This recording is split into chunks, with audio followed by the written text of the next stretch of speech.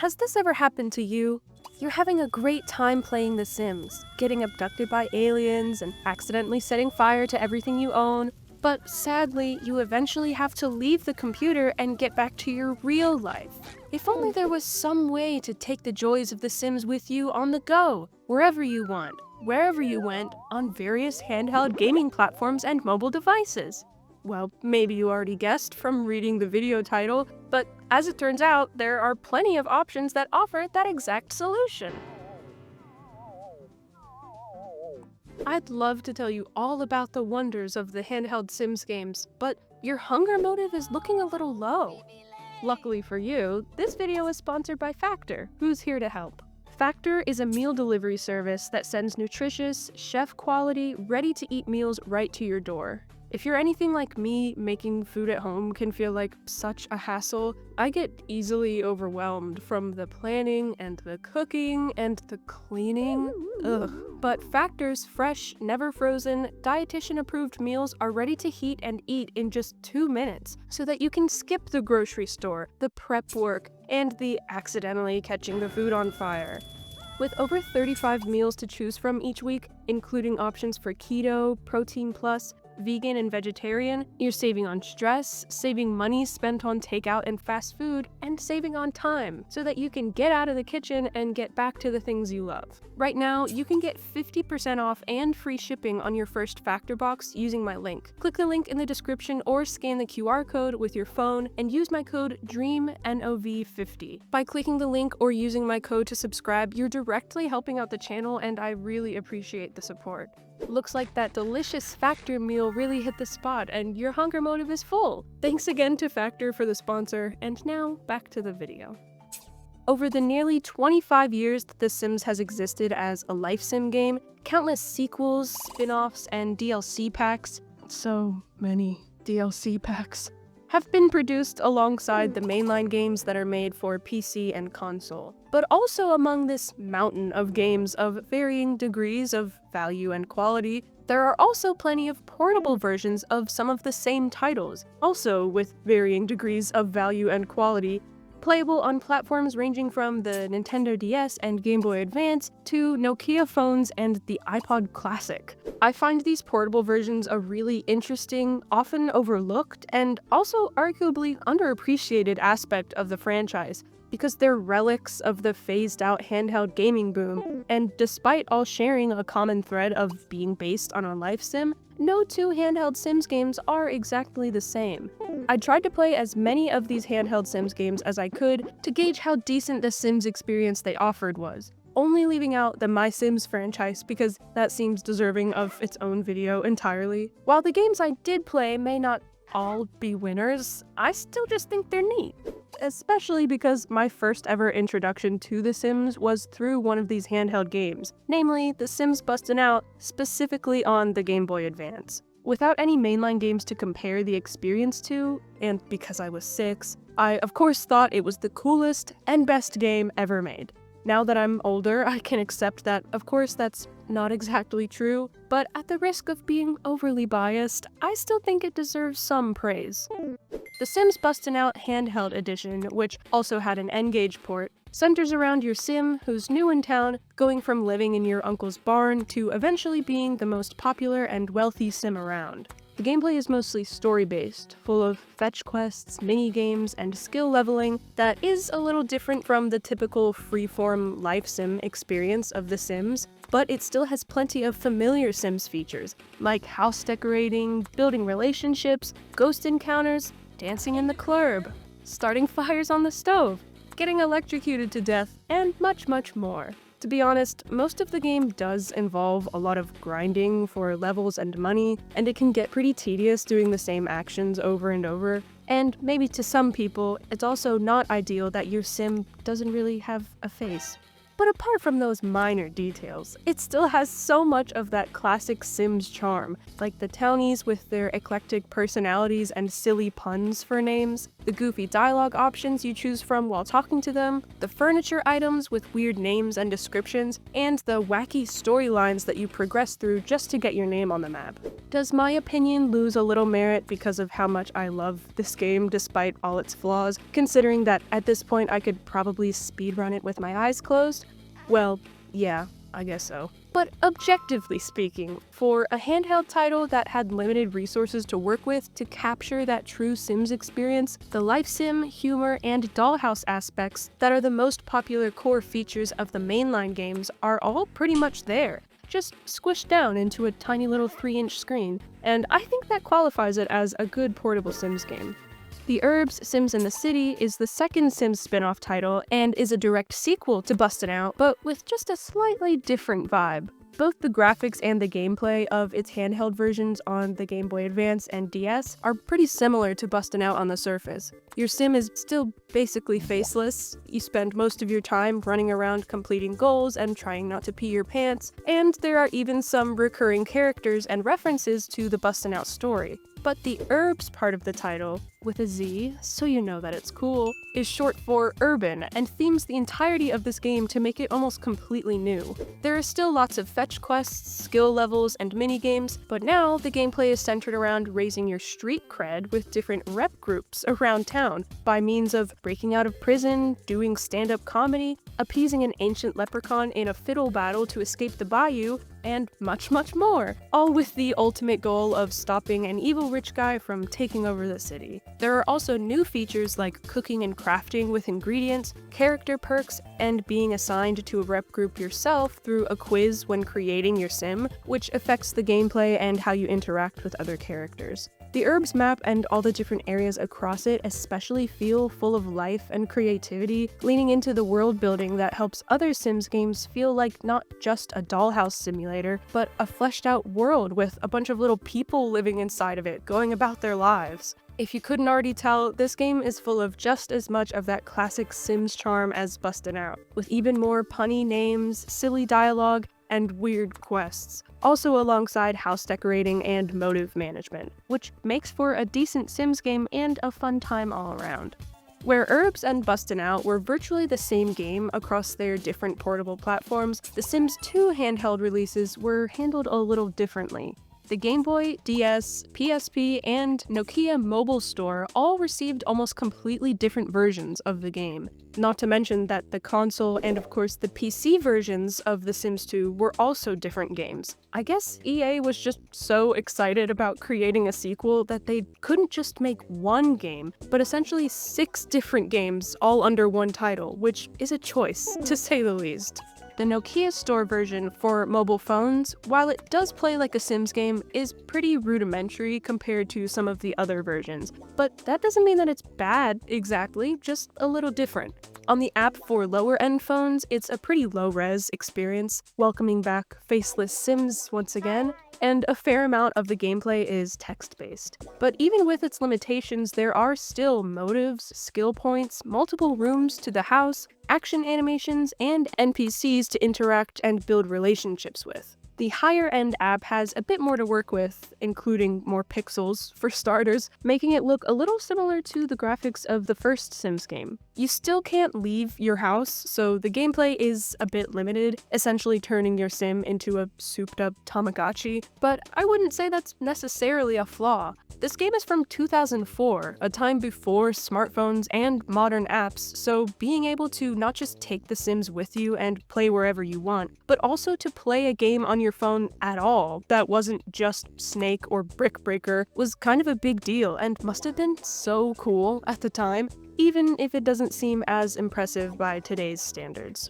Slightly higher on the resolution scale, though not by too much, is The Sims 2 for Game Boy Advance, which is yet another game that I loved playing as a kid. Given its platform, it's pretty similar to the Urbz and Bustin' Out Game Boy titles, though now one of the biggest differences is that the gameplay is themed around being a hidden camera reality TV show.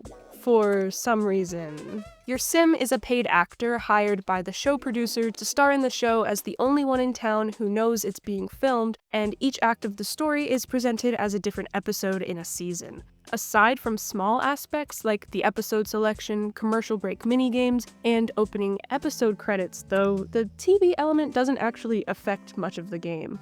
It's still just as weird, though, with wacky adventures involving alien invasions, mole rat invasions, nuclear meltdowns, magic shrinking elixirs, the mob, irradiated toilets, and Bigfoot. The grinding and repetitive nature is also still there, but now also slightly worse, as there are no individual motive bars to take care of, but instead, your sim will just decide completely at random that they have to pee or need a snack, which is really inconvenient if you're somewhere out of the way, like on top of Bigfoot's mountain, and have to sprint all the way to the nearest restaurant just so you don't pass out. I do really like that the game is set in Strangetown, a town from the mainline Sims 2 game, even including canon characters like Tank Grunt, who's an NPC, and the infamous Goth family that watches and rates each episode as you play. That seems to imply that these handheld games must take place in the same universe as the main games, which complicates the mess that is the Sims canon timeline even more than it already is, but it's still a cool idea. Even with its quirkiness, fun characters, and house decorating, having random urgent needs sprung on you is still definitely not a normal way to play The Sims, so I'd say that definitely deducts some points in how decent it is overall, even if it is still relatively fun to play.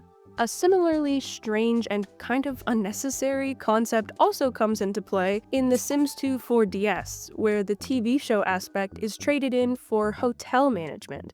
The game takes place in Strangetown again, where after your Sim's car breaks down when riding into town, you're quickly thrown into a manager position at the town's hotel. Being a manager means that you have to handle typical, everyday tasks like vacuuming up dust, fueling a nuclear incinerator, fending off alien invaders with a water gun, again, and being irradiated by a pit of nuclear waste in the middle of the desert. I know it looks bad, but don't worry, my sim was fine. It turns out that drinking this glass of raw, unpasteurized milk from a random cow I met earlier was the perfect cure for radiation poisoning. In comparison to the reality TV gimmick of the Game Boy version that didn't affect the game all that much, the hotel management is really the main aspect here, complete with building upgrades, renovation permits, and guest management, including recurring NPCs from the Game Boy version. And of course, in the meantime, you're also looking after your Sim's needs and free to decorate their hotel suite as you play. I don't know if a Sims game, already a life sim and loaded with the added story elements in the portable versions, necessarily needed this extra job sim aspect thrown into the mix, but the game still checks all the boxes of what to expect in a typical Sims title, so even if it's a little weird, I wouldn't call it a bad addition to the portable collection by any means. The PSP version of The Sims 2 plays the most similarly to the main PC game, which is mostly due to the PSP being a beefier system with more dedicated RAM to handle a more involved game. Back in Strangetown yet again, there's no weird storytelling gimmick like the TV show or hotel, but just some good old-fashioned linear story progression. This time with my OC, an alien that's trying and failing to pass as a human because she can't grasp the concept of human fashion. And because she's green, and named Alienita. There's so much more to do right off the bat, not just involving the story, but similar to the freeform playstyle of mainline Sims titles that lets you just explore and make your own fun. The story loosely guides you and locks off certain areas at first, but you're mostly free to go wherever, do whatever, and flirt with whoever you want, even this local sheriff that canonically eats donuts out of the trash. Also, Bella Goth is here, which really spices up the Bella Goth alien abduction conspiracy theory from the main games, considering that she just straight up admits it as soon as she meets you. If you're not familiar with the Sims lore, this may not seem like a big deal. I recommend watching any of Plumbella's videos on Bella's mystery to get caught up if you want. but I, for one, was just excited to see her around, even if she was just stuck on an infinite loop of peeing with the door unlocked and then moping over to the landline to ET phone home. Again, this by far felt the most like playing a regular Sims game. From the NPCs having their own lives and interactions, the once feature, the wacky story elements, and the overall freedom you have to explore the map. My biggest complaint, though, is that the radio stations did not carry over from the PC version, which I found disappointing after turning on the rock station, only to find that the Simlish version of Pressure by Paramore was not included in this game.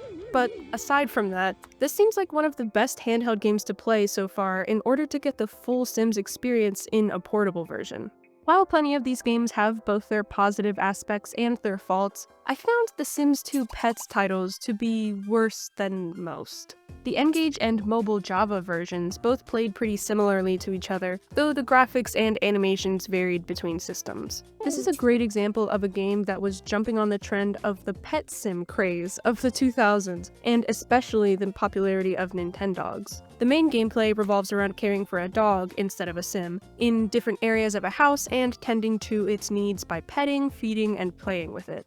There is a custom sim avatar, or at least a sim head in the bottom corner, but again, this is otherwise more similar to a Nintendogs imitator than a typical Sims game. While it doesn't look terrible as far as pet sims go, it also doesn't have that much to offer either. The Game Boy version of Sims 2 Pets, despite the 3 Game Boy games that came before it all having a pretty similar formula, for some reason is completely different this time.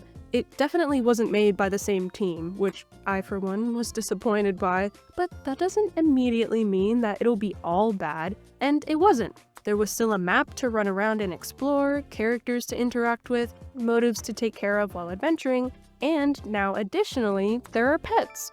The whole town is themed around pets, actually, with every NPC's dog or cat following them around, and basically every building and activity being centered around animals, which was all to be expected in a town called Barkersville. While the core aspects of other Sims portable games were there, the motives, the exploring, the mini-games, I just couldn't help but feel like this game was a bit lackluster. I genuinely can't tell if my admittedly extreme bias for the previous Game Boy games are at fault for thinking this way, but from the lesser graphics and animations to the basic dialogue with the other characters, it all just felt like something was missing, like they had aimed for that quirky Sims charm, but fell a bit short. Even though the life sim element was still there, this just didn't feel as much like a proper Sims game compared to some of the others. Never mind, felt very engaging to play. And somehow, even though the Game Boy version left a bit to be desired, the DS version was not only once again a completely different game, but somehow was even worse. Instead of living in Barkersville, your sim is a practicing vet, taking care of pets by day and getting clean in your giant shower by night. Despite the vet aspect being the main gimmick here, the medical gameplay was surprisingly pretty bad. When it came to performing the different steps of the checkup process, each action basically just equated to rub the DS stylus across the screen really fast. In addition to that being really tedious, the dog also hates everything that you do to it and just gets upset and tries to run away, so it not only takes forever to do anything, but I also feel like a terrible person while doing it.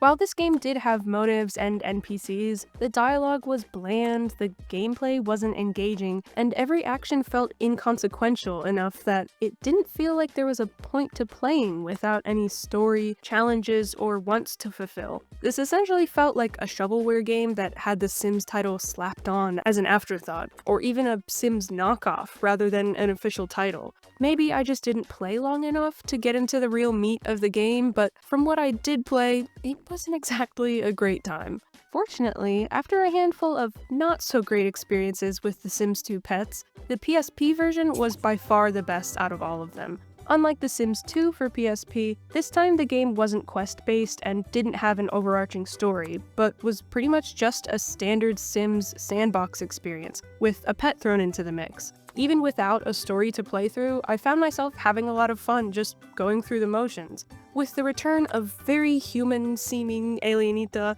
and her cat, Katina, who I knew was perfect from the moment she was randomly generated. I talked to NPCs, raised my skills, got a job, decorated my house, and played with my cat, all while taking care of my needs and wants, just like a regular Sims game. The NPCs around also all had pets, and there was even a dedicated pet cam that I could switch to see what my little fedora-wearing, non-alien cat was up to, fully delivering on the pets part of the title. From the Sims dollhouse gameplay to the silly features like prank calls and teleporting gnomes, this was about as close to playing a mainline Sims game on the go as you can get. Just with a few more limitations, as there weren't exactly a lot of places to explore between just the park and your house. I know a lot of that has to do with the PSP's capabilities compared to the DS or Game Boy, but I also think that the few other Pets titles didn't exactly set the bar very high to begin with. As if 4 different portable Sims Pets games weren't enough, there's also a secret 5th game out there that exists only for the DS,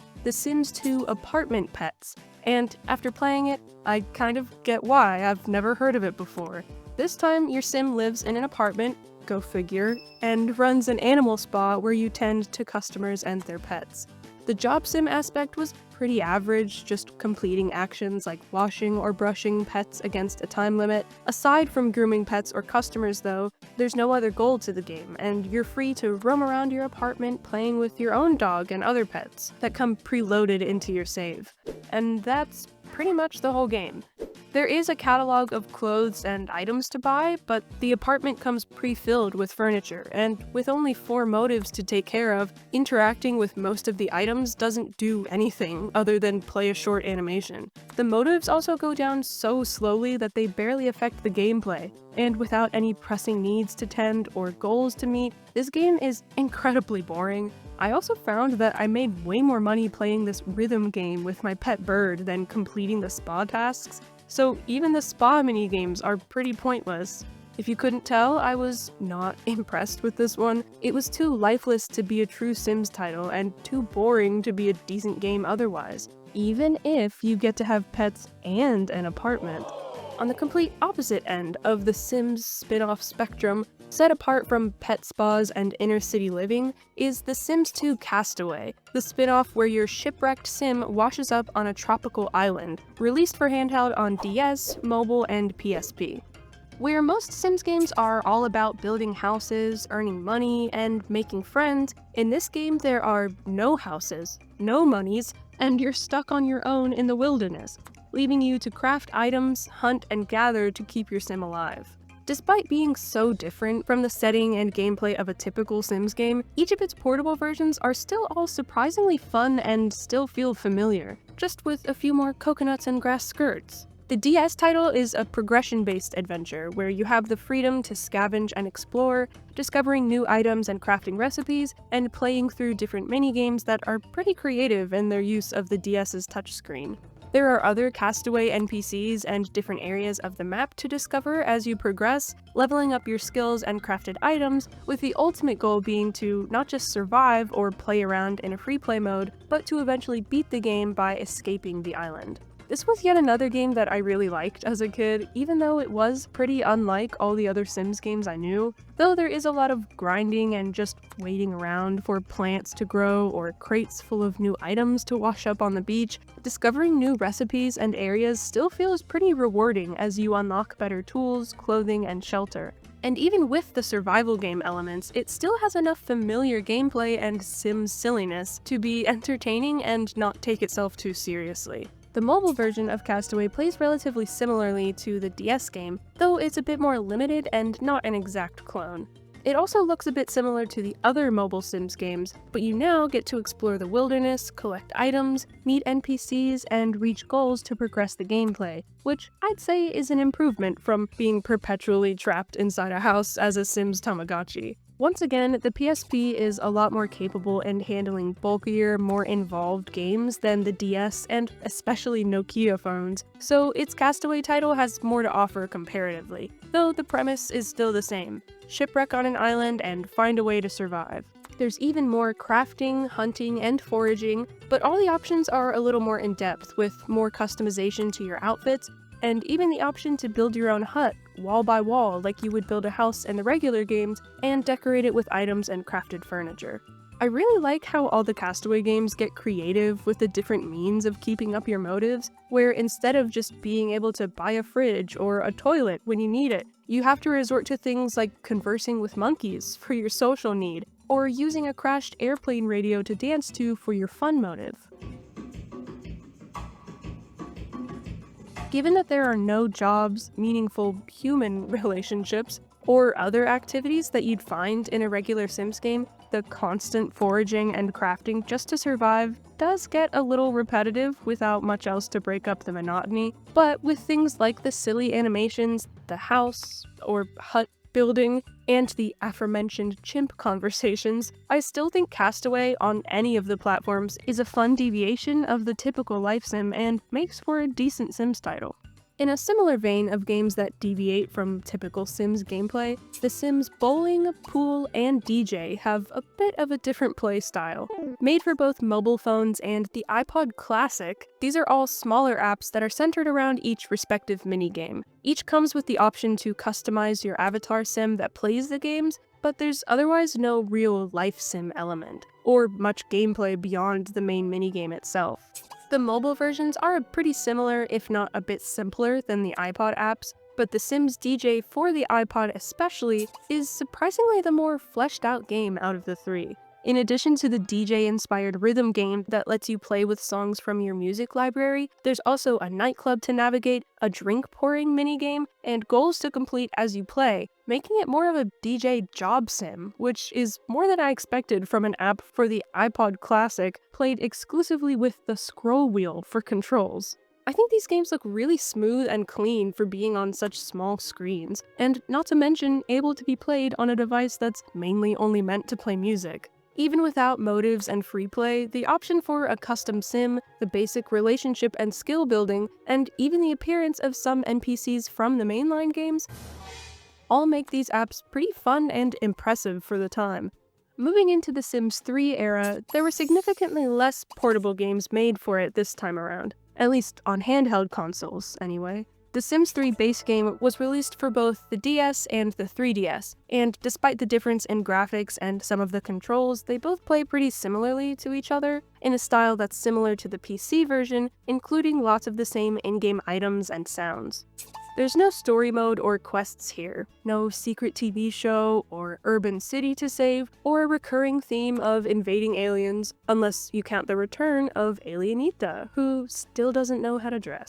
With traits, lifetime wishes, motives, and wants, along with a map full of other Sims and places to visit in town, this game is entirely free play and about doing anything you want. Dancing and drinking alone in the club before noon, going fishing, fighting the rando who interrupted you while you were fishing. The possibilities are open and virtually endless. With the main goal being to just mess around and see what happens, I think this game is really fun and another handheld title that's very true to a mainline Sims experience, even if you have to squint past the crunchy DS graphics. The Sims 3 Pets, the one other Sims 3 handheld game that was only released for the 3DS, also had a pretty similar feel, except for the controls, which for some reason changed out the tap-and-go interactions of the previous DS games for a movable cursor. Even though the touchscreen is right there, I was really not a fan because imagining a 3DS with these controls was kind of a nightmare. If it looks like at any point in the footage that I have no idea what buttons I'm pressing, that's probably exactly what was happening. Anyway, aside from the questionable controls, it's still got motives, relationships, buying items, just your general free play life sim game, except now there's pets again. I moved in with my emo alter ego Dreamo Jelly and my IRL cat Max, who, might I say, looks fadorable. What I've often found when playing the pets versions of these handheld games is that by adding in the extra feature of having animals, there's usually some sacrifices made in other areas to compensate. In the case of this title, the map was definitely smaller and less interactive compared to the other Sims 3DS games, and the areas around the map also felt a little more closed off and less fleshed out. But it was still more or less a pretty decent port of The Sims 3. There were plenty of lawn flamingos to buy and silly Sims interactions to be had, including actions I could take playing not just with my cat, but playing as Max, which is a feature that's unique to pets in The Sims 3. While it wasn't quite as satisfying to play as the other Sims 3DS games, for a few reasons, the gameplay is still fun and open-ended, slightly less crunchy looking, and close enough to the PC version to still be fun.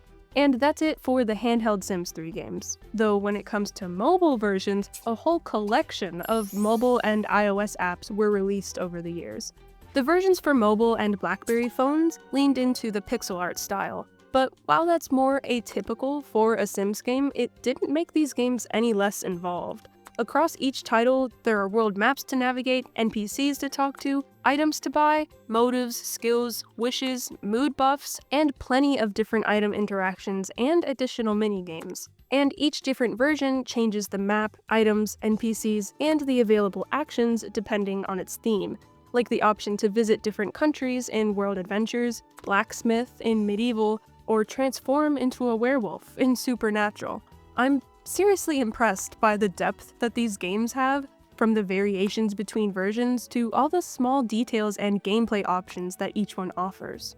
The iOS and Android apps, while essentially working the same way, are still completely different to the Java versions. The 3D graphics, pie menu, free moving camera, maps, and interactions are all based on the look and feel of The Sims 3 for PC. The graphics style allows for more animations across lots of different actions, and of course, motives, relationships, and house decorating are all still included too.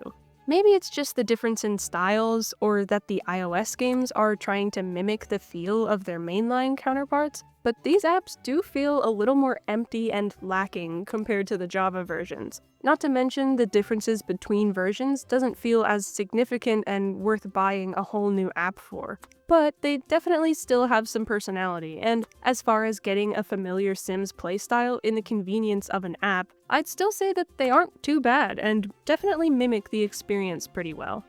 The Sims Freeplay, while also an iOS and Android app, is structured pretty differently compared to the Sims 3 apps. While it does look a bit similar and has a lot of the same features, instead of actually being a true Freeplay sandbox-style game, like the name implies, it's based on an experience and leveling system, so that you unlock new features and items as you go. Each action you direct your sim to do takes a set amount of real-time minutes to complete. Even motive-based actions like cooking food and having conversations. And as you unlock more items and places to go around the map, the longer each action or quest takes to complete. But don't worry, there's of course a premium currency available through microtransactions to help speed up the process. I'm not a huge fan of games like this already, and when something as freeform as The Sims is turned into this much more limited and microtransaction-fueled kind of playstyle, it's especially disappointing to see. While I know that not everyone dislikes premium currency and real-time actions, aside from those features, the gameplay and overall vibe of this game also feels a lot more lifeless compared to a typical Sims game. Although there are motives to look after and a few silly interactions, all the actions are just animations that play indefinitely on a timer as a placeholder for actual gameplay, turning what should be a free play style game into more of an idle game. I know that I don't have to play this game, and I won't, but that doesn't mean that I can't still feel kind of bummed that it exists, especially when comparing it to all the other portable Sims games that came before it.